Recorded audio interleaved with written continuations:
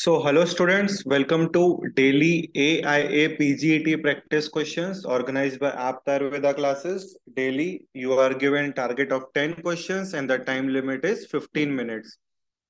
Now, I will let you know how you can give the test. First, you have to download the Apt Ayurveda classes app from Google Play Store. After that, you have to complete the process of signing up. Once you have signed up, you have to enroll to the daily live test course and then you can start appearing for the test. After finishing the test, you can check the solutions with us on our YouTube channel, that is Apt Ayurveda classes. So now let us begin with our today's set of 10 questions. First question is, केवल वात दोष में किस स्नेह का नस्य दिया जाता है? अब ध्यान दीजिए, जब आप सुश्रुत चिकित्सा 40वां अध्याय देखेंगे तो उसमें दोषानुसार स्नेह प्रयोग का एक छोटा सा टॉपिक दिया है। एमसीक्यू पॉइंट ऑफ व्यू बहुत इंपॉर्टेंट है, वो हम बहुत बार स्किप कर जाते हैं। तो पहले इसका मैं आपको आंसर बता देता हूं। इसका आंसर है ऑप्शन सी, वसा। अब आप बोलेंगे कि यूजुअली तेल यूज करते हैं वात दोष रहा तो। नहीं, मैं आपको चारों कंडीशंस यहाँ पे समझा देता हूँ। घृत हम काय में देते हैं? जब पित्त दोष रहा तो वहां घृत देते हैं। तेल रहा, तेल कब देते हैं? कफ और वात दोष में देते हैं, इंपॉर्टेंट है, ये ध्यान रखिएगा। वसा के लिए ओनली वात, और मज्जा कब देते हैं हम? जब वात और पित्त दोष रहे तो। ये सीक्वेंस ध्यान में रखिए आप पूरा, सुश्रुत ने बताया है ये। और दोषानुसार स्नेह का प्रयोग सुश्रुत में ही आया है, तो ये ध्यान में रखिए। रेफरेंस आपको मिलेगा सुश्रुत चिकित्सा 40वां अध्याय 56वां श्लोक। ऑप्शन सी यहां पर सही है, वसा। नेक्स्ट देखिए क्वेश्चन, सूची एक को सूची दो के साथ सुमेलित कर सही विकल्प का चयन करें। अब सूची एक में क्या दिया हुआ है? सारे वर्ण के प्रकार दिए गए हैं। सूची दो में उनके लक्षण बताए गए हैं, तो एक एक करके अभी हमें उनको मिलाना है।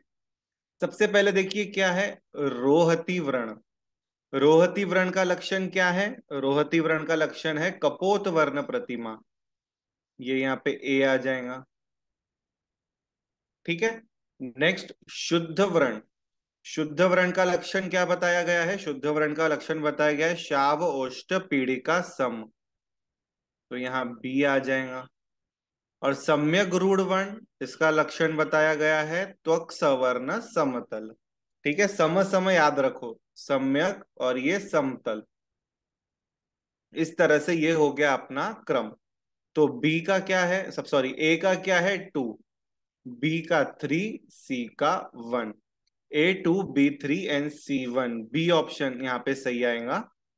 रेफरेंस मिलेगा आपको सुश्रुत सूत्र 23वां अध्याय 18वां श्लोक, वहां पर डिटेल में आपको ये मिल जाएगा। मैं फिर से एक बार बता देता हूँ। रोहती वर्ण का लक्षण हो गया कपोत वर्ण प्रतिमा, बहुत इंपॉर्टेंट है।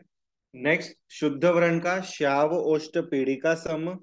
एंड थर्ड, सम्यक रूढ़ वर्ण जो है, इसका क्या लक्षण है? त्वक सवर्ण समतल। ऑप्शन बी करेक्ट है। नेक्स्ट, ये भी एक इंपॉर्टेंट क्वेश्चन है, ध्यान दो।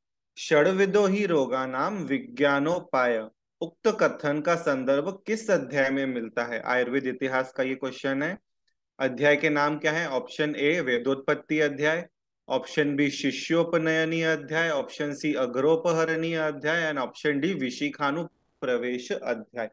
तो ये जो रेफरेंस है षड्विधो ही रोगानाम विज्ञान उपाय, इसका रेफरेंस हमको मिलता है विशिखानु प्रवेश अध्याय में, ठीक है, जो कि सुश्रुत सूत्र का 10वां अध्याय है।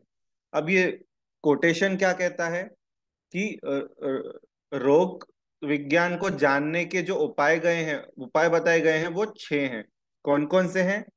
स्त्रोत, नेत्र, नासिका, जिह्वा, त्वचा, और लास्ट वन इंपॉर्टेंट क्या है? प्रश्न।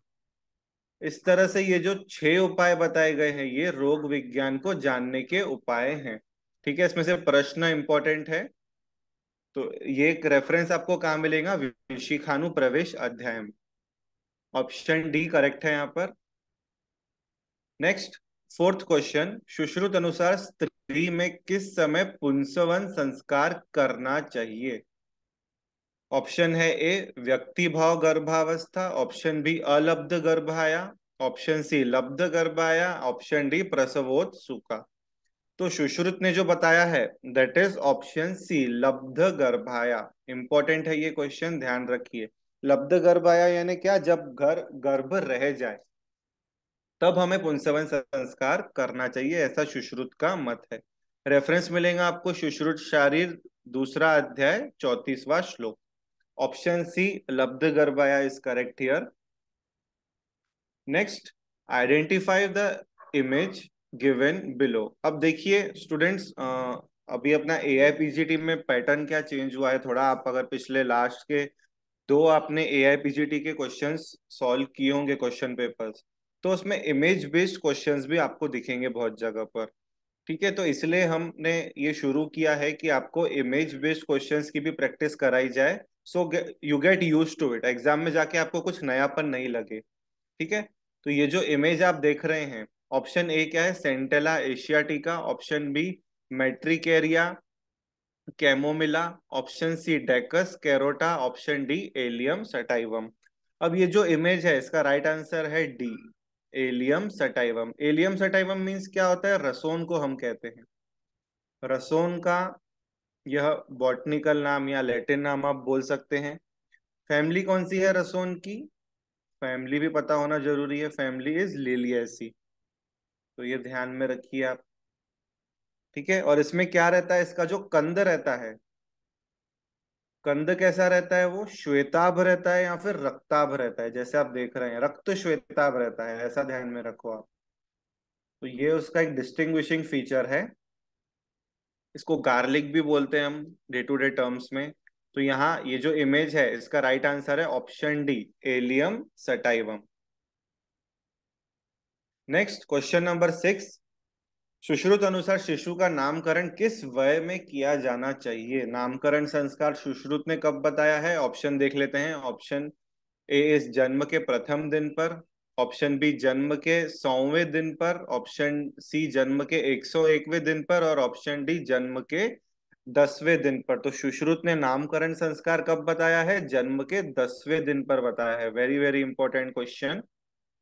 हमारे को जब बाल रोग हम पढ़ेंगे तो सारे संस्कार का भी एक अलग से टॉपिक देखेंगे, जिसमें अलग अलग आचार्यों ने संस्कार कब बताए हैं, तो वो भी हम देखने वाले हैं।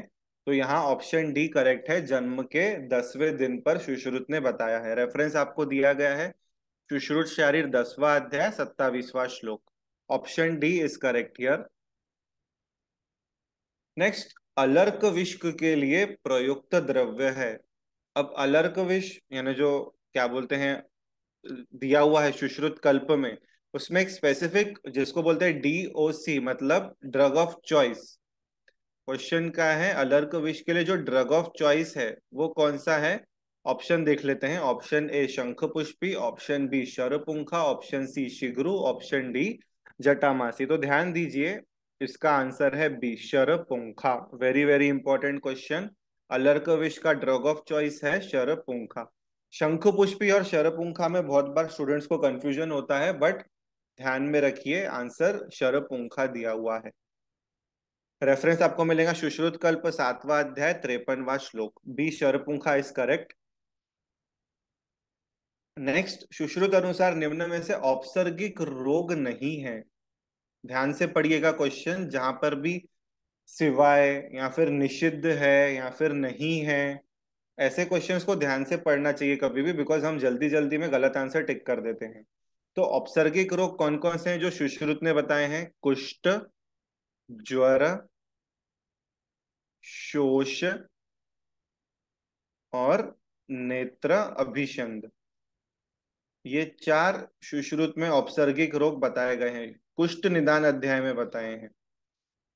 कुष्ठ आ गया, ज्वर आ गया, शोष मतलब राज्यक्षमा, और नेत्र अभिषंद बताए गए हैं। तो इसमें क्या है? ऑप्शन ए शोष, बी अभिषंद, सी कुष्ठ, डी प्रमेह। तो नहीं है कौन सा रहेगा? प्रमेह रहेगा।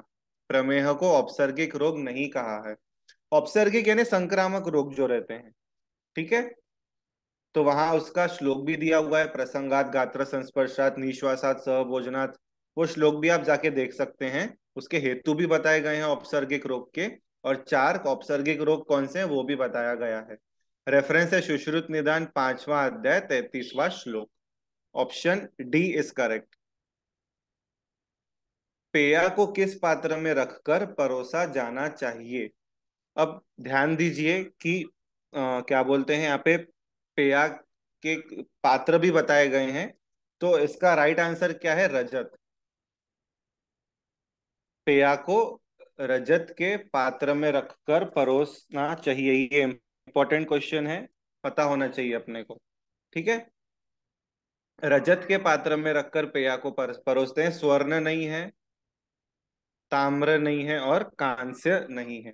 ठीक है। बी ऑप्शन करेक्ट है यहाँ पर, Rajat. Next, question number 10। Sushruta अनुसार ज्योति का स्थान है। सुश्रुत ने ज्योति का स्थान क्या बताया? ऑप्शन देख लेते हैं। भ्रू, चक्षु, हृदय, नाभ्यंतर। तो नाभि अंतर ज्योति स्थानम ऐसा श्लोक आया है।